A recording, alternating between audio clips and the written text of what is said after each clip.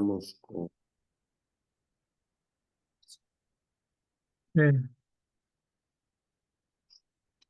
buenos días a todos. Muy bien. Nada más pregunto si se alcanza a ver ya la presentación. Sí, no, le pido de favor de que la amplíe si es tan amable. Ok. Sí, Vamos. eso, ábrela y ya quedó. Ya está. Venga. Ahí está, ya se alcanza a ver ya. Sí, ya, ahí está. Gracias. Bueno, bueno, Sí, lo escuchamos, nuestro José. bueno. No alcanzo a escuchar. Lo escuchamos, nosotros lo escuchamos. ¿Sí se alcanza a escuchar? Lo Sí, te escuchamos, sí. estamos escuchando, José. Ah, ok. Yo escucho un poco mal el audio, pero ustedes sí me escuchan bien, ¿verdad? Sí, Sí, te escuchas bien. Sí. escuchamos bien. Bueno, entonces eh, me presento. Soy José Guadalupe Galindo Morales. En estos momentos estamos estudiando el posgrado en pedagogía en la Escuela Normal de Catepec. Y bueno, esta ponencia viene con una cuestión muy personal, una preocupación respecto a todo mi proyecto de investigación. El proyecto de investigación que yo estoy realizando, o la investigación, es sobre el sentido de vida de estudiantes de educación secundaria desde una episteme latinoamericana. Entonces, durante la... Lo dejamos de escuchar, nuestro José. Sí, ya no lo escuchamos. No, sí salió. Perdón. Nuestro José, lo Sí. perdimos. Ah, ok. Voy a volver a presentar porque Sí, está bien. ya estaba hablando. Perdón, ¿eh? Voy a mm, mm,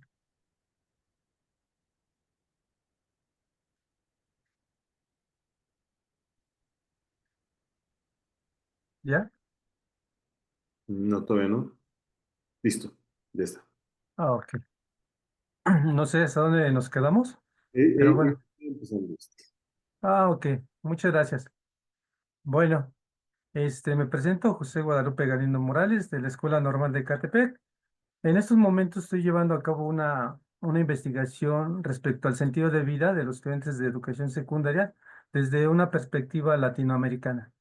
Bueno, esto me implica y me mueve mucho porque cuando nosotros hablamos de una perspectiva diferente a lo que estamos acostumbrados, me mete en un conflicto conmigo mismo, con mis propios posicionamientos teóricos, epistemológicos, metodológicos, pero también creo y pienso que también hay como una ruptura entre la visión de los tutores, de nuestros investigadores que nos llevan, que nos van guiando, ¿no? Entonces, por esa razón, he titulado a esta ponencia La cosmovisión de la ciencia en la actualidad.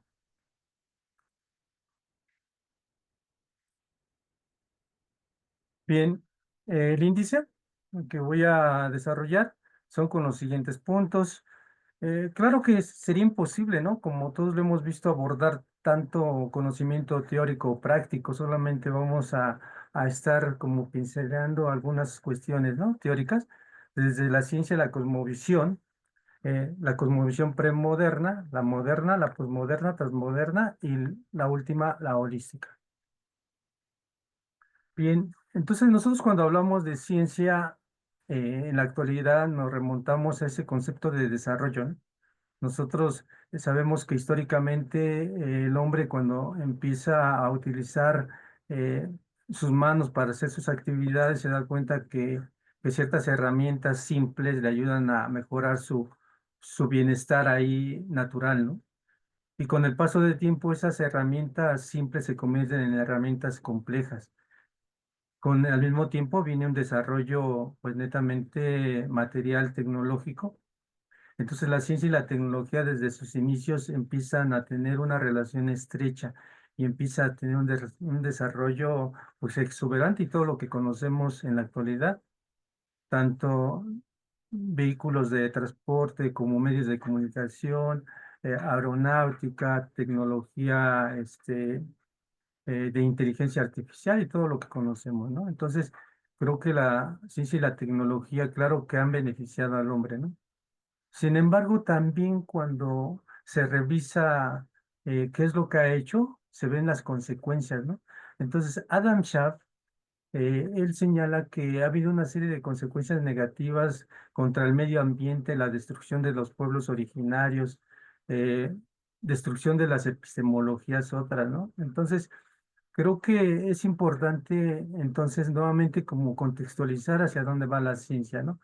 Si recordamos, por ejemplo, con la Escuela de Frankfurt se hacen señalamientos críticos hacia la tecnología después de la Segunda Guerra Mundial, la destrucción, ¿no? Ahí tenemos a Adorno, a Walter Benjamin, ¿no? Quienes son exponentes que nos dan a conocer lo que ha traído esta tecnología.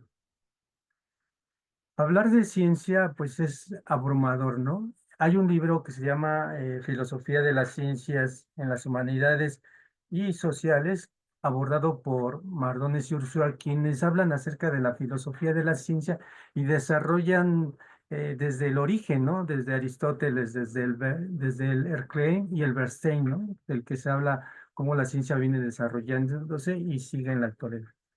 En ese sentido, entonces, Adam Smith señala y determina, y es un concepto que continuamente lo estamos viendo, la ciencia como tal, entonces no es neutra, tiene un sentido también teleológico, tal y como lo mencionaba Aristóteles, ¿no? El fin último. Cuando nosotros hablamos de la cosmovisión, entonces tendremos, en este caso yo aquí señalo su posicionamiento histórico, pero no desde el latín, ¿no? Porque desde el latín la cosmovisión todavía no estaba planteada. Este es un concepto netamente alemán establecido por Wilhelm Dilthey, ¿sí? Quien nos dice que el cosmos es el universo, el mundo, ¿no? Y la visión de cosmovisión pues, proviene del latín que es vision, ¿no? Que es ver o vista, ¿no? Eso significa entonces que la cosmovisión es una mirada, es una visión del mundo, dice Dilthey, ¿no? Sin embargo, dice este chap que no basta, ¿no? No basta con tener esa mirada del mundo, ¿no? Aquí el problema no solo consiste en saber cómo vemos el mundo, ¿no? Sino también en cómo lo comprendemos y lo explicamos. Entonces, cuando nosotros hablamos de comprensión, estamos hablando ya desde otro paradigma completamente distinto al positivista, ¿no? Entramos a lo que se conoce como el Bernstein, que es la hermenéutica, rastreada desde el inicio, desde Dilthey hasta los últimos hermeneutas. En el caso de México, Mauricio Bechó con su hermenéutica analógica pasando por toda serie de hermeneutas, ¿no? Entonces, aquí él ya señala que es necesario entonces la comprensión, sí es necesario la mirada, pero también la comprensión y la explicación. En el desarrollo histórico de la ciencia, en el acto de indagar o descubrir, siempre está presente la cosmovisión, es decir, las creencias de la persona o de una época o cultura que sirven de base para interpretar la naturaleza del ser humano y la existencia ontológica del ser. Esto sí, por esa razón, a mí me mueve mucho esto porque cuando nosotros como investigadores empezamos a indagar, siempre lo hacemos con cierta estructura mental, pero esa estructura responde a una forma de ver el mundo dentro de una cosmovisión, ¿no? Que esto lo soslayo porque es fundamental cuando tú expones una investigación y tú estás dentro de una cosmovisión, se puede ver también la cosmovisión, dicen otros autores, como unos lentes. Imagínense que yo traigo unos lentes de color rojo, ustedes lentes verdes, amarillos, azules, y entonces cuando yo explico, pues claro, cada uno de nosotros va a hacer una interpretación del texto completamente diferente, ¿no? Y entonces va a haber como una ruptura y no va a haber como una comprensión. Dice aquí Gadamer, bueno, es necesario entonces hacer un proceso hermenéutico en el que yo, como interpretante, sí ponga de mi historia, pero también trate de comprender el texto, ¿no? Esos dos autores que tenemos aquí abajo, Brígido Ropa Carrión y Marco Alama Flores, tienen un texto muy bonito que nos hablan acerca de estas cinco cosmovisiones, ¿no? La premoderna, moderna, posmoderna, transmoderna y holística, ¿no? Entonces, primeramente, ¿A qué le llamamos premodernidad? Bueno, la premodernidad se va a basar en la fe y son las tradiciones netamente religiosas, ¿no? Que son antes de que llegue la modernidad, toda la etapa de la Edad Media hasta llegar a la modernidad desde el siglo de las luces con y los primeros ilustradores, ¿no? Como Descartes, Husserl, Heidegger y todos los demás. La modernidad, entonces la modernidad, la ciencia va a confiar plenamente en la racionalidad. La razón va a ser la base de la ciencia. El progreso es a través de la ciencia, la tecnología y la racionalidad. La ciencia se libera de todo dogma religioso, surgen las diferentes especialidades de la ciencia. Y bueno, aquí es otro punto también nodal, ¿no? Porque si todas las ciencias, disciplinas responden a la modernidad, yo como investigador, sea sociólogo, antropólogo, pedagogo, filósofo, siempre vamos a partir desde estos paradigmas. Me voy a sentar desde aquí, puesto que las disciplinas parten desde la modernidad y hacer un rompimiento dentro de las disciplinas, pues va a costar trabajo, ¿no? En la posmodernidad. La posmodernidad, hace un rato hablaba de la escuela de Frankfurt, que son también parte del posicionamiento de la posmodernidad, surge a mediados del siglo XX como rechazo absoluto a la modernidad. Postula que el conocimiento verdadero no existe, las verdades son relativas, significados, y la realidad se interpreta por la imaginación en una perspectiva nihilista, ¿no? O sea, aquí como que se desprecia completamente la razón y aquí nadie tiene la verdad, ¿no? Y se llega a ese posicionamiento nihilista, ¿no? Yo ya no creo absolutamente en nada, ¿no? Entonces, la posmodernidad vista desde esta postura creo que cae en un extremo. Sin embargo, a mí me va a servir como un puente para llegar a donde quiero aterrizar mi investigación, que es dentro de lo que es la transmodernidad. Y aquí hay muchos que hablan acerca de la transmodernidad, pero yo voy a citar a Dussel. Él en una de las conferencias que habla precisamente titulada Transmodernidad, la define como una nueva civilización que va más allá de la modernidad y que se construirá en diálogo con otras culturas, especialmente aquellas que han sido marginadas por la modernidad eurocéntrica. Y él también no solamente hace una crítica a la modernidad, sino a la misma posmodernidad, porque la posmodernidad se centra dentro de la misma cosmovisión, coexiste la posmodernidad siendo una crítica dentro de la misma modernidad. Esto no significa que entonces en Latinoamérica tengamos un pensamiento transmoderno, ¿no? En realidad, todas las cosmovisiones como que van coexistiendo. Está la premoderna, la religiosa, y dentro está la moderna, y dentro está la posmoderna, y dentro está la transmoderna, que en realidad, dicen algunos, somos poquitos los que somos transmodernos, ¿no? O que tenemos esta idea de la transmodernidad. Esta se basa en en epistemologías diversas como las del sur, las feministas, las de los pueblos originarios, en lugar de la epistemología positivista eurocéntrica tradicional. Y yo hace rato comentaba en mi investigación, yo he denominado a mi metodología como metodología otra. Y entonces, cuando yo nombro metodología otra, el investigador que me está escuchando, pues hace una crítica desde su propia cosmovisión y todas sus lecturas de su realidad, teóricas como prácticas, y hace una réplica de lo que yo estoy diciendo como metodología otra, porque precisamente hay como esa ruptura entre una visión y la otra. Entonces, eso es lo que me preocupa dentro de un trabajo de investigación. Esa es una de las más modernas, la holística, de las más actuales. La cosmovisión holística es una verdadera teoría de campo unificado que engloba la ciencia, la filosofía y la religión. Es una visión comprensiva que interpreta la realidad como una totalidad interrelacionada, integrada, abarcando el cosmos, el bio y el psique y teo, ¿no? Qué bonito esto porque esta holística no solamente se va a centrar en un punto, ¿no? Sino que va a tomar el universo, la vida, la cuestión psicológica subjetiva y la cuestión de creencia religiosa. A mí me gusta, sin embargo, no me encuentro aquí porque Yo parto desde otro posicionamiento. Yo podría entrar en esta cuando todos somos iguales. Cuando yo jodido y tú rico seamos iguales, podemos hablar en la misma sintonía. Por eso mejor yo dentro de mi investigación me centro en la cuestión transmoderna. José Bautista, ese ya es como una reflexión para llegar al final.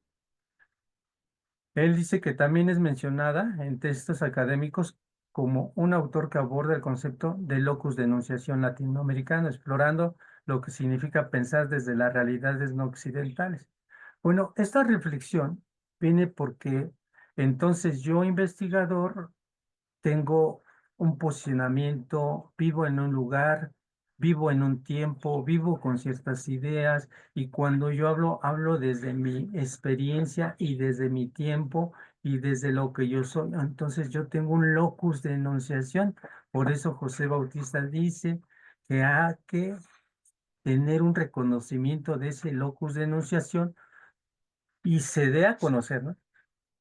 Pero este concepto de locus de enunciación es mencionado, no sé si por primera vez, pero es de los principales, es este Walter Miñolo, ¿no?